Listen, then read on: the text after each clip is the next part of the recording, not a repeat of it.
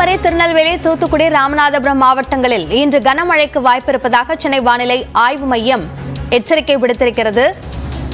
தமிழ்நாட்டில் நாளை முதல் மிக கனமழை பெய்ய வாய்ப்பிருப்பதாக சொல்லப்பட்டிருக்கிறது. அது எந்தெந்த மாவட்டங்களில் பெய்யும் என்பதற்கான அறிவிப்பும் வெளியாகியிருக்கிறது. அதன்படி கன்னியாகுமரி, நெல்லை, தூத்துக்குடி, ராமநாதபுரம் மாவட்டங்களில் இன்று கனமழைக்கு வாய்ப்பிருப்பதாகவும், ராமநாதபுரம், புதுக்கோட்டை, தூத்துக்குடி, சிவகங்கை மாவட்டங்களில் நாளை மிக கனமழை பெய்ய வாய்ப்பிருப்பதாகவும் சென்னை வானிலை ஆய்வு மையம் தெரிவித்திருக்கிறது. கூடுதல் விவரங்களை நம்முடைய செய்தியாளர் சடையாண்டியிடம் கேட்கலாம். சடையாண்டி, வெள்ள பாதிப்பிலிருந்து மீண்டு வரக்கூடிய இந்த சூழலில் மிக கனமழை எச்சரிக்கை எந்தெந்த மாவட்டங்களுக்கு விடுக்கப்பட்டிருக்கு? நிச்சயமா அபிநயா, சென்னை வானிலை ஆய்வு மையமானது அடுத்த 5 நாட்களுக்கான முன் அறிவிப்பை தற்பொழுது வெளியிட்டிருக்கிறது.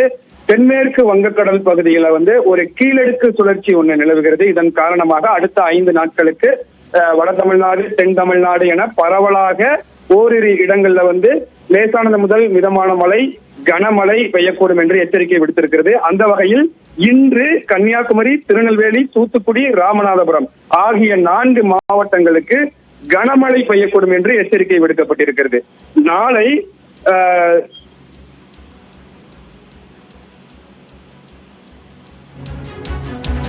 வானிலை ஆய்வு மையத்தினுடைய எச்சரிக்கை சார்ந்த விவரங்களுக்கு நன்றி சடையாண்டி.